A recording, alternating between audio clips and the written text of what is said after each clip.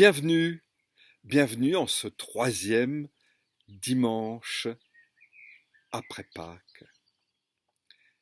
Si quelqu'un est uni au Christ, il est créé à nouveau. Ce qui est ancien est fini. Ce qui est nouveau est là.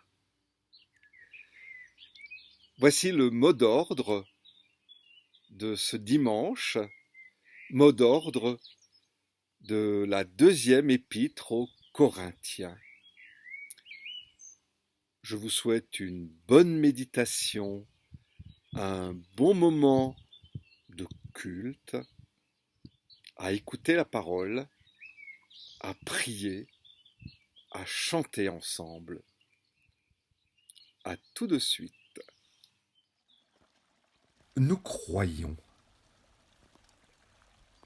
Nous croyons en un Dieu qui est pour l'homme, mais qui est autre que l'homme, qui est notre allié, mais dont la parole est plus vraie que notre vie, est plus fort que notre mort, qui est proche, mais qui est différent, qui vient à nous quand nous le cherchons, et qui demeure Dieu quand nous le quittons. Nous croyons en toi.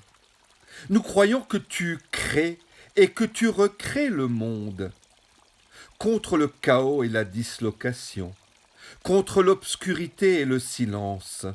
Nous croyons en Jésus-Christ, qui a montré pleinement Dieu à l'homme et l'homme à Dieu, qui a troué le ciel de nos ignorances et qui a habité la terre de nos histoires, qui a vécu pour enseigner, pour annoncer et pour guérir, qui est mort comme nous, à cause de nous et pour nous, qui a été ressuscité pour rendre manifeste la mémoire, la bonté, la puissance de Dieu en faveur de nous tous. Nous n'avons pas envie d'autre sauveur que lui, qu'il s'appelle la science ou la magie, la santé ou le rêve, la tradition ou l'utopie, la famille ou la culture. Nous n'avons pas non plus envie de vivre sans sauveur. Nous croyons en toi. Nous croyons que tu libères ceux que tu sauves et que tu sauves ceux qui se croient libérés. Nous croyons que la terre a besoin de salut et que ce salut est survenu hier, aujourd'hui, demain, toujours. Nous croyons à l'Esprit Saint, qui continue d'œuvrer chez les hommes comme la graine continue de pousser au travers de l'hiver, qui porte des fruits différents chez chacun, qui ne cesse de rassembler les hommes dispersés. Nous n'avons pas envie d'un autre esprit, qu'il s'appelle lumière ou ténèbres, soleil ou lune, spiritualisme ou matérialisme. Nous n'avons pas non plus envie de vivre sans l'esprit, dans la pénombre de nos errances. Nous croyons en toi. Nous croyons que tu rends vivant ce qui est mourant, que tu nous mènes tous vers un royaume déjà commencé, encore attendu. Nous croyons. Aide-nous à vivre ce que nous cherchons à croire. Amen.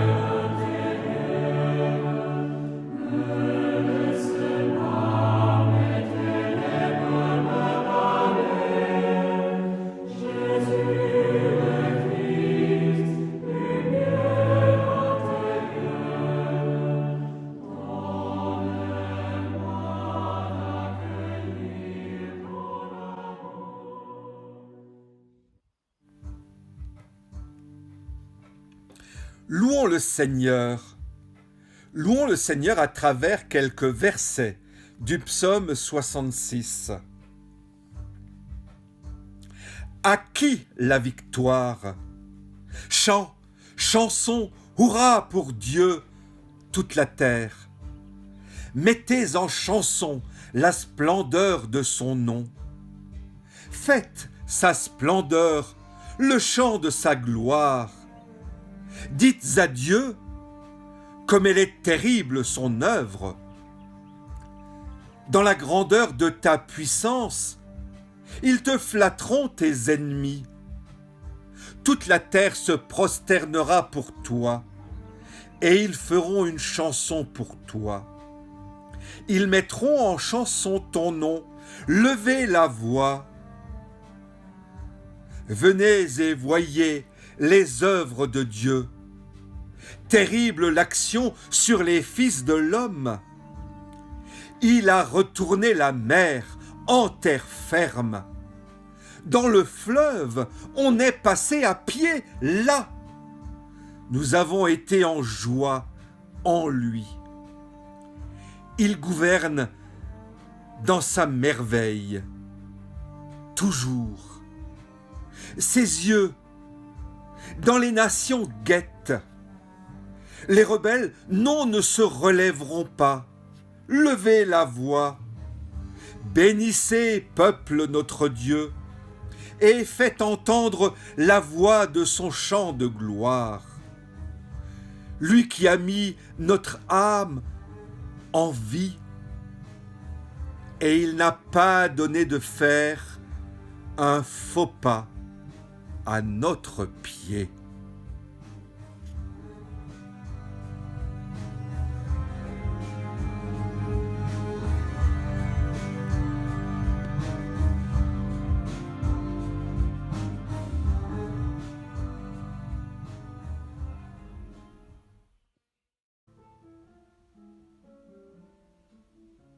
Prions.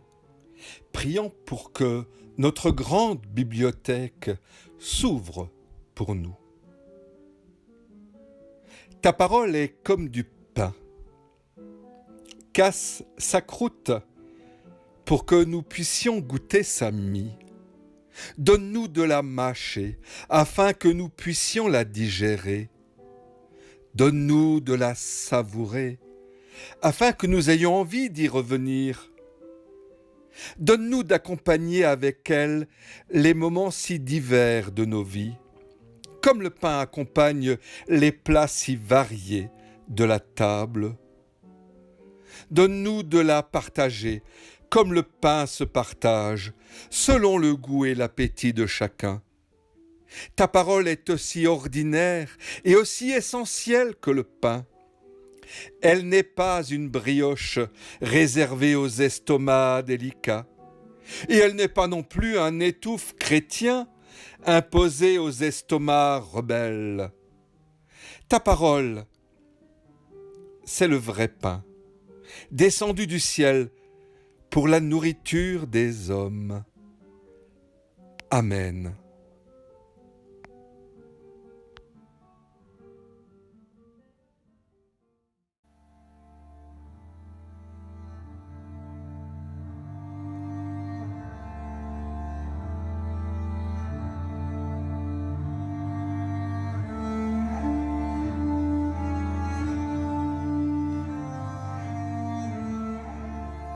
Nous ouvrons dans notre grande bibliothèque le livre des Actes des Apôtres, quelques versets du chapitre 17.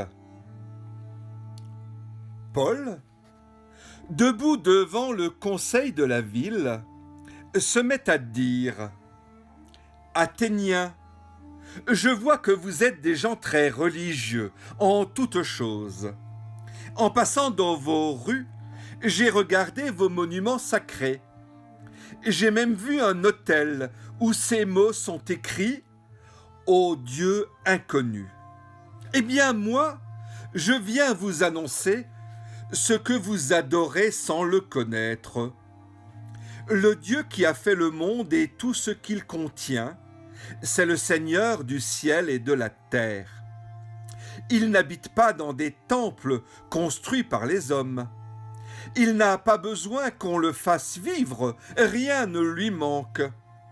En effet, c'est lui qui donne à tous la vie, le souffle et tout le reste. À partir d'un seul homme, il a créé tous les peuples pour qu'ils habitent sur toute la terre. Il a tracé les limites de leur pays, il a fixé le moment des saisons. Dieu a fait cela pour que les gens le cherchent, même s'ils ont des difficultés pour le chercher. Ils vont peut-être le trouver. En réalité, il n'est pas loin de chacun de nous.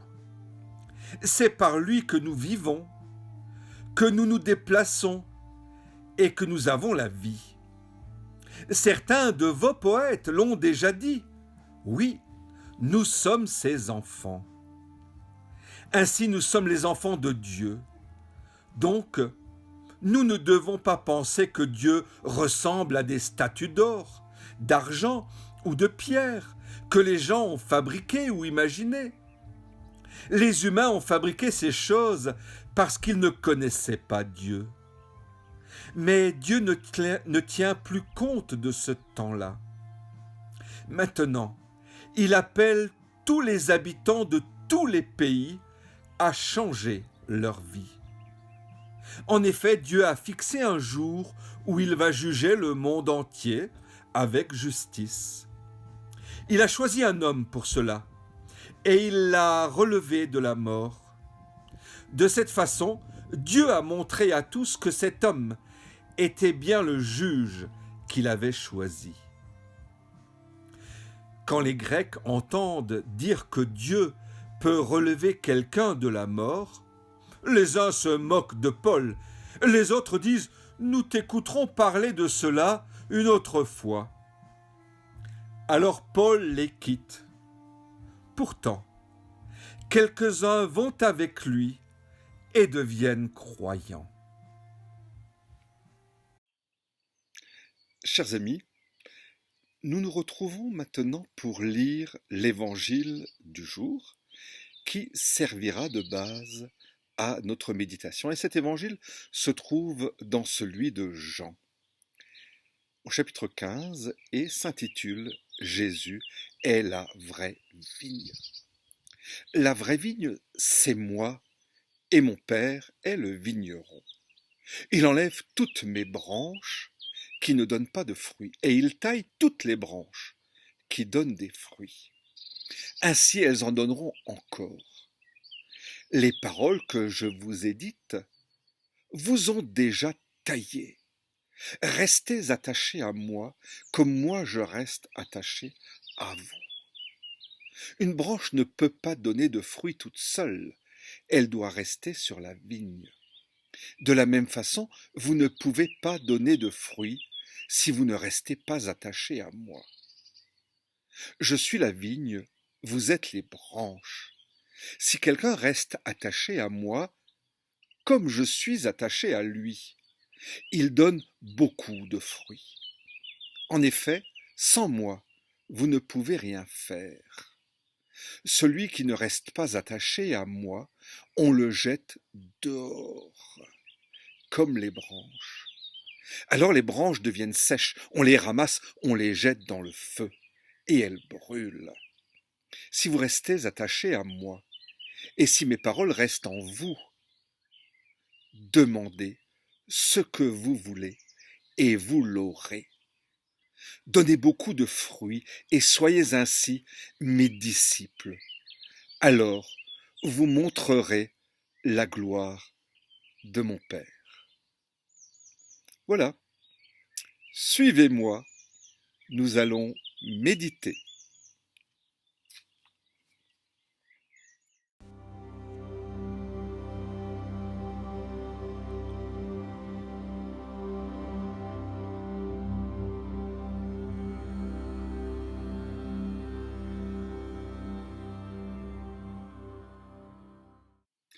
Dimanche dernier, avec Séverin, Nous étions moutons avec le berger, et aujourd'hui nous voici sarments avec le vigneron. À quoi nos oreilles doivent-elles être attentives? Qu'entends-tu dans ces mots prononcés? Nous avons besoin d'exercer toujours et encore notre écoute pour entendre. Nous frayer un chemin dans les bruits hallucinants du monde et éventuellement dans le bruit assourdissant de notre silence intérieur. Ce dimanche, nous devrions jubiler. Le troisième dimanche après Pâques s'intitule Jubilate. Nous fêtons la nouvelle création.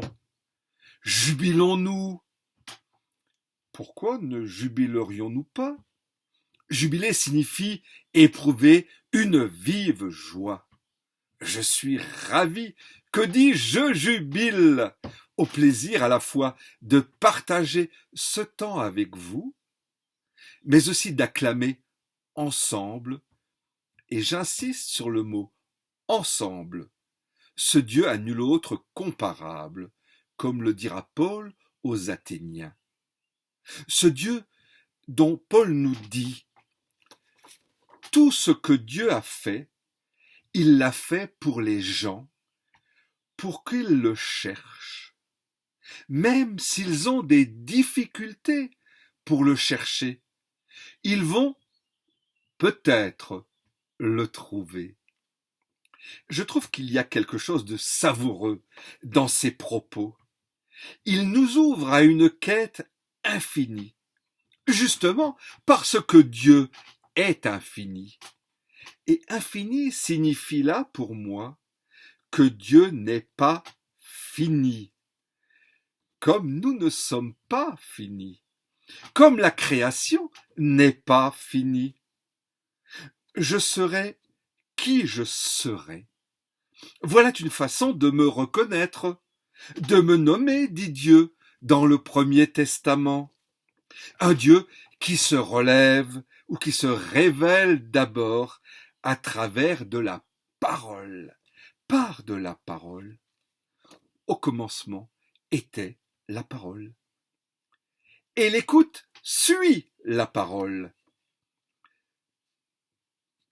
Une écoute étonnée.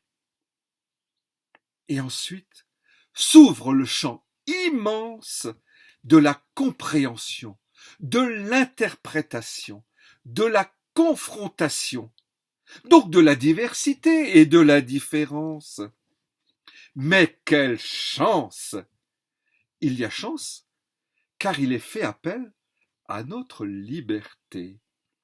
Mais quelle chance nous avons de pouvoir nous inscrire dans cette dynamique positive et infinie. Même si la quête est difficile, même si c'est un peut-être que Paul esquisse dans son message. Nous allons peut-être le trouver, ce Dieu. J'aime cette incertitude. Oui, oui, elle est bien plus positive que la certitude. La certitude nous met dans une position d'immobilité, celle de l'incertitude, dans une position de recherche permanente. Il faut toujours et à nouveau chercher, confronter, vérifier, comme pour les informations qu'égrènent les médias et les réseaux sociaux. Dieu nous oblige à l'esprit critique, pas à la vérité. Il nous oblige à la vie, à bouger.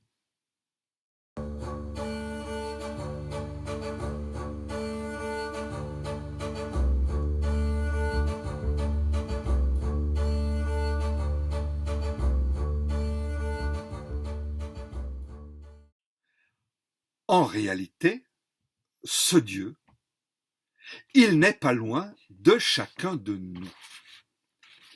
Il se laisse chercher dans et à travers la parole.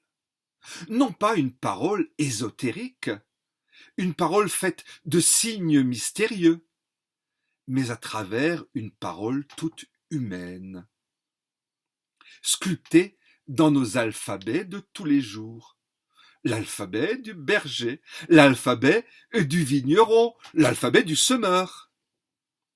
On comprend pourquoi tout ce qui est de l'ordre de l'écoute est plus important d'une certaine manière que le fait de parler. Parler et écoute sont naturellement dans une dynamique positive, dans une vraie complémentarité. Et les deux s'apprennent et s'approfondissent mutuellement. L'un n'est rien sans l'autre. Et Jean nous rapporte ces paroles de Jésus qui continuent à nous nourrir. Que dis-je? Carrément à nous tailler.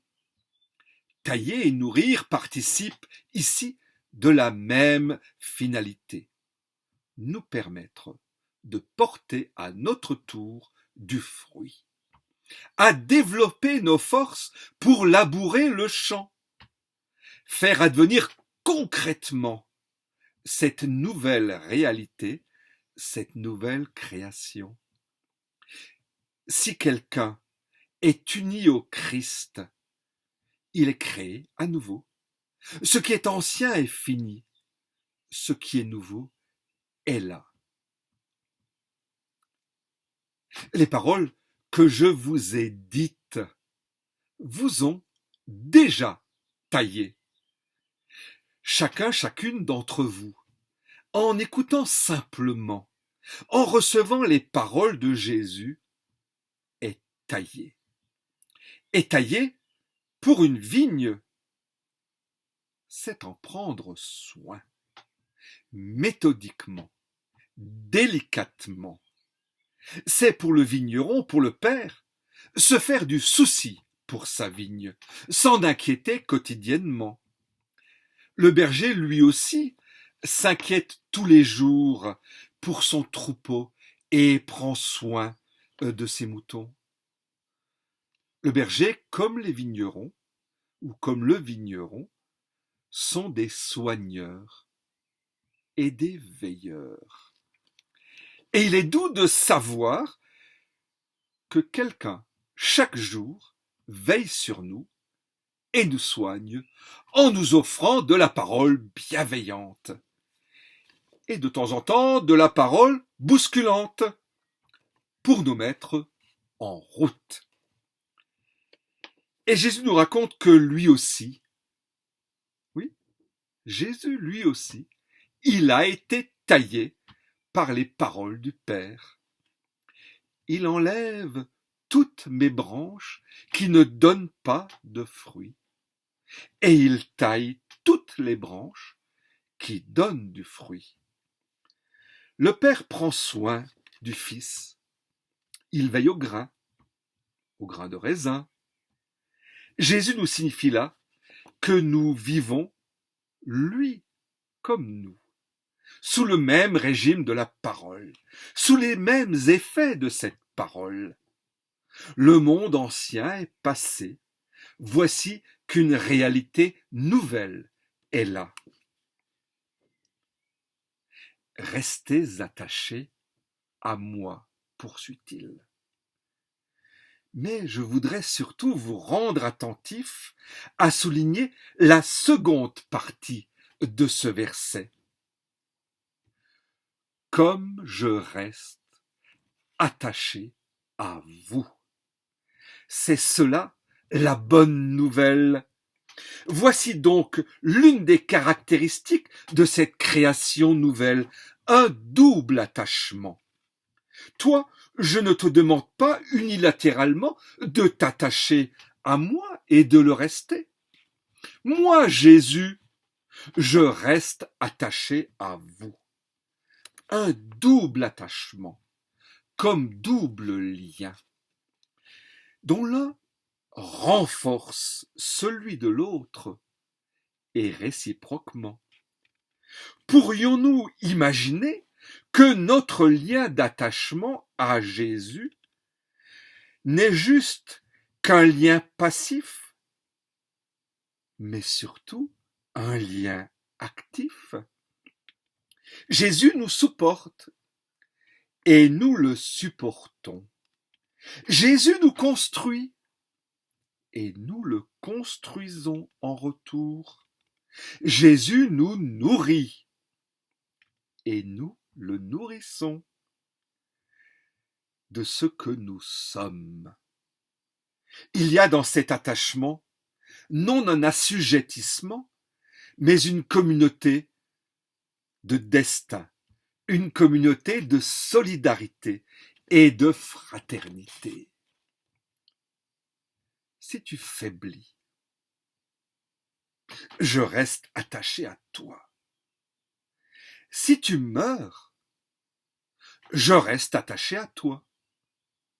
Si tu es dans l'épreuve, je reste attaché à toi. Et il n'y a ni condition initiale, ni coût initial. Il y a juste, pourrait-on dire, une promesse, le don du fruit, même d'un surplus de fruits. Si quelqu'un reste attaché à moi, comme je suis attaché à lui, il donne beaucoup de fruits.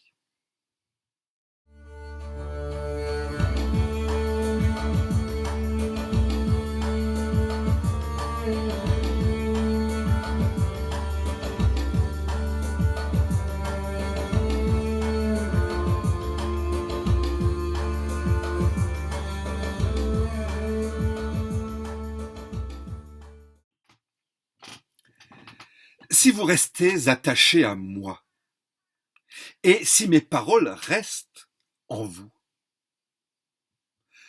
demandez ce que vous voulez et vous l'aurez.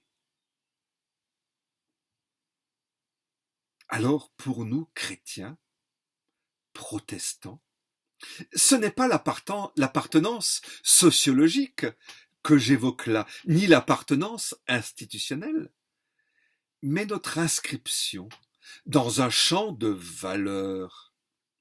Alors disais-je, pour nous chrétiens, protestants, si nous sommes attachés à Jésus, le roi des cœurs, et si les paroles, et plus encore l'esprit de ces paroles, sont en nous, s'ouvre maintenant une période de demande. Une fenêtre de tir s'ouvre à nous. Cela signifie une fenêtre propice à agir, propice à l'action.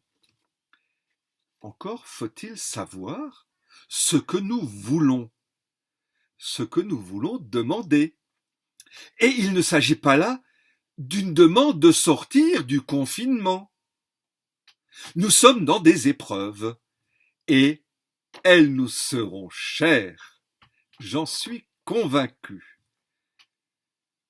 Oui, il va falloir d'abord, fort probablement, sans doute, se repentir. Se repentir de nombre de nos excès qui conduisent la planète dans l'état dans lequel elle est. De se repentir de nos excès de consumérisme. De se repentir d'un certain nombre de rapports et de relations. À l'argent, à l'étranger, aux animaux également, au progrès sans discernement. Je vous laisse le soin de poursuivre la liste de nos repentirs. Mais un repentir seul ne suffit pas.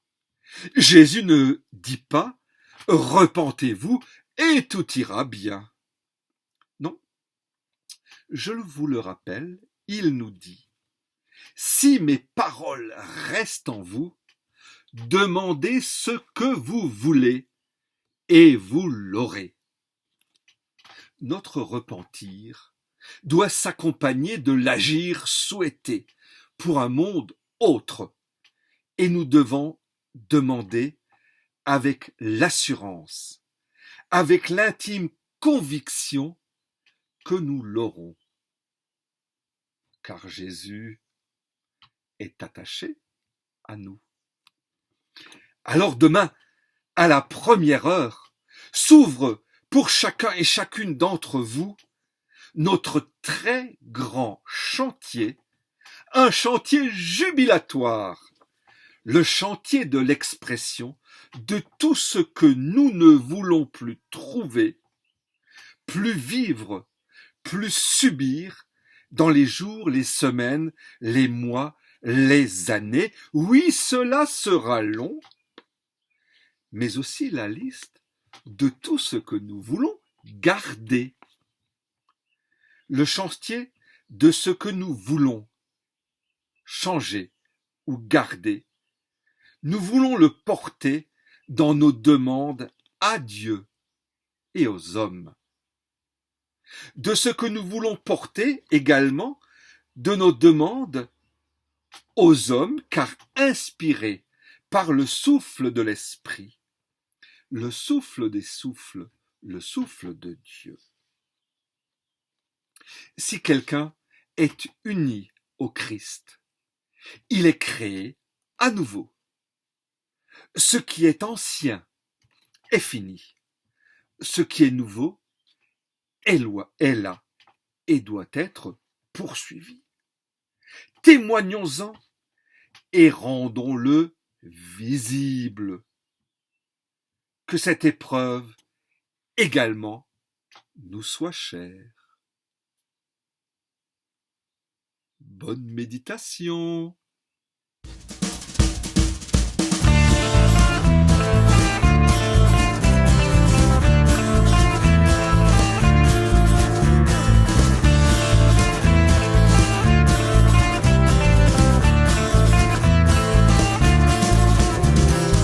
J'ai donné mon souffle de vie, la terre entière comme jardin, j'ai tout remis entre vos mains. J'ai libéré de l'esclavage, vous ai ouvert tous les rivages, dans le désert ils m'ont suivi. Et vous, qui dites-vous que je suis? J'ai ouvert le cœur des prophètes pour qu'ils annoncent l'espérance à toutes les âmes en errance. J'ai ouvert un nouveau chemin, j'ai de nouveau tendu la main, un horizon, une nouvelle vie. Et vous, qui dites-vous que je suis? Et toi, oh, oh, que dis-tu de moi? Oh, oh, dis-moi comment tu crois? Oh, oh, partage autour de toi. J'ai appelé dans le désert, des amis, des frères m'ont suivi et des cœurs ont été guéris. J'ai partagé le pain, le vin, puis ils ont transpercé mes mains. J'ai encore dit oui à la vie. Et vous, qui dites-vous que je suis? Et toi, oh, oh, que dis-tu de moi? Oh, oh, dis-moi comment tu crois? Oh, oh, partage autour de toi. J'ai rejoint sur le chemin, vous tous qui me croyez bien mort, mon amour a été plus fort. Tous ensemble on va le crier, le grand kiff que je vous ai donné, comme une chanson à la vie. Et vous, qui dites-vous que je suis?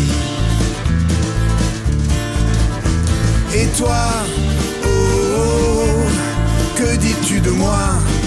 Oh, oh, dis-moi comment tu crois? Oh, oh, partage autour de toi. Et toi, oh, oh, que dis-tu de moi?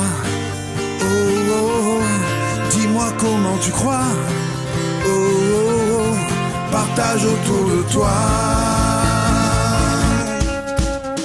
Et toi, oh, oh, que dis-tu de moi? Oh, oh, dis-moi comment tu crois? Oh, davantage autour de toi.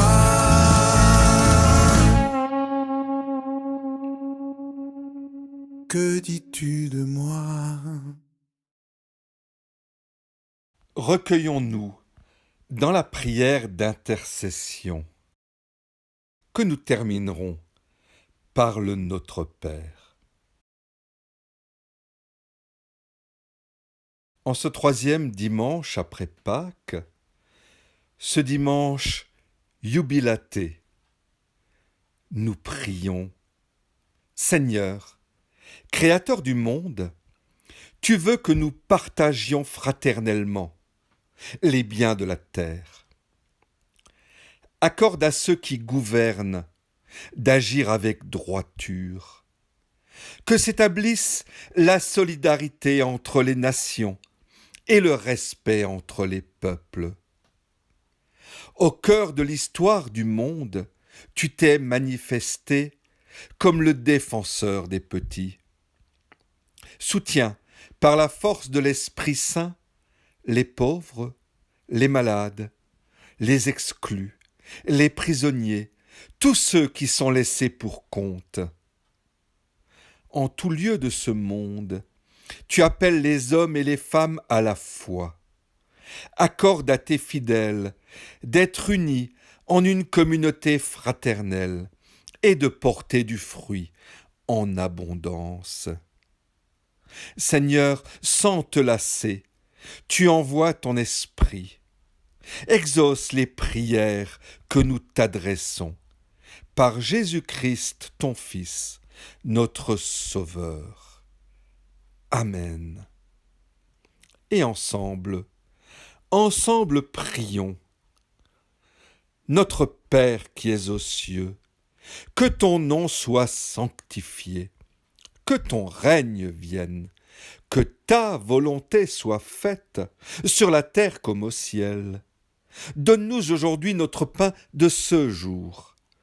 Pardonne-nous nos offenses, comme nous pardonnons aussi à ceux qui nous ont offensés.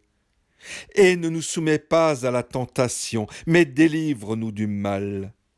Car c'est à toi qu'appartiennent le règne, la puissance et la gloire, pour les siècles des siècles. Amen.